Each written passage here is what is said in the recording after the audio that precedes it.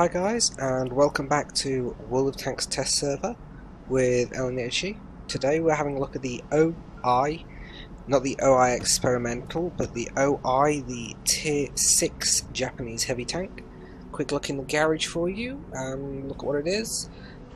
A few little bits of, well, not advice, but my suggestions for stuff, and then, yeah. So, this is new tier 6 Japanese heavy tank, follows the OI experimental at tier 5. It's another super heavy tank, and boy is it heavy. It's got 970 hit points, which if we compare it to other tier 6 heavies, I have any other tier 6 heavies, right, the kv2 has 860, kv85 has 870, so it's got a good wardage of health.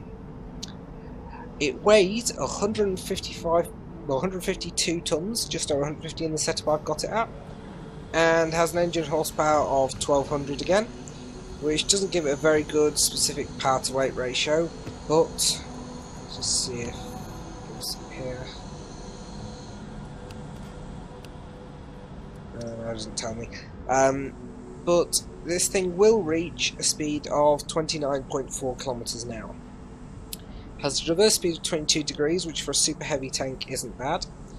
And this is the first point in the Japanese heavy tank line where the armour starts to get really heavily armoured. The turret is 150mm all round, and as you can see, especially from like the front, there is a reasonable amount of sloping, which will increase that thickness. The hull is 150mm at the front. It does have these two sort of mini turrets here, but I don't know quite just how thick the armour is on them. They may not actually reach spots. They may be 150, like a turret up there. And also this plate here is very well angled, if you have a look, which will effectively increase the thickness of that frontal armour to somewhere in the region of 200mm plus.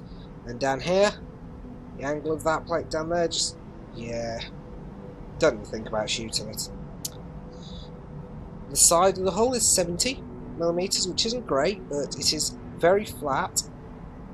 It is spaced down here, don't know about up this section, but very flat, so you can angle this tank and that will bounce a lot of shots. Nothing is going to fully overmatch your side armour. And the rear of the tank again is 150, which means there's actually, you can reverse side scrape in this tank very effectively. Because this turret is slightly to the front of the tank, then if you reverse into a corner, you can side scrape at a steeper angle with your turret pointing around the corner. Again, I don't know whether this is a weak spot, but if you're side scraping, people can't see that anyway. Definite weak spots on this tank: the lower plate, which is extremely angled, and this cupola up here, but it isn't that weak.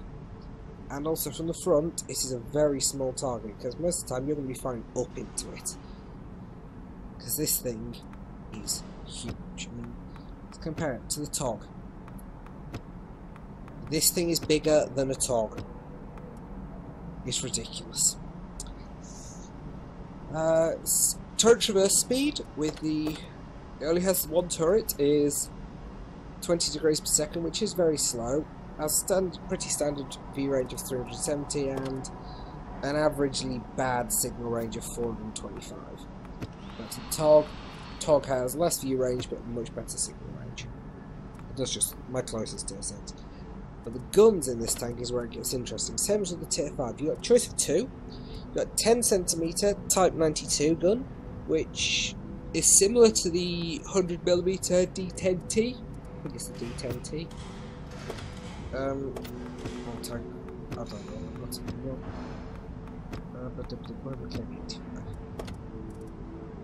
Sorry, well, it's the, you've got the S34 and the new kv85, but unlike the, no, there we go.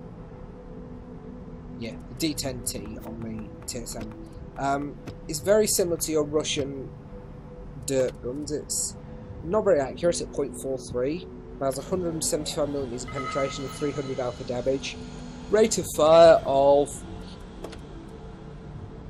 with vents and gun rammer 100% crew approaching 6 rounds a minute, which is pretty good. But this is the gun lots of people are going to be using. This gun here turns this tank into a massive and very well armoured kv2. This is the 15cm howitzer. Does 700 damage, 2.4 rounds a minute. We compare this to the kv2 over here. kv2 is 2.5 rounds a minute, 700 damage. kv2 has 110 mm penetration with its standard ammo. This tank has 121. High explosive ammunition. kv2 has a penetration of 86. There we go. This tank has a penetration of 75, so it's got the same alpha damage, fractionally lower rate of fire, but high penetration, so you're going to do more of that damage to more targets, and it is just... You're driving a tank with a 15cm howitzer. It's ridiculously fun. You know what's ridiculously fun? Because shooting tier 6 and 7 medium tanks in the side and doing 900 damage never gets old. So anyway, that's the quick look at this thing in the garage. Let me know what you think. Have you been on the test server? You managed to get a game in it? Let me know how it plays for you.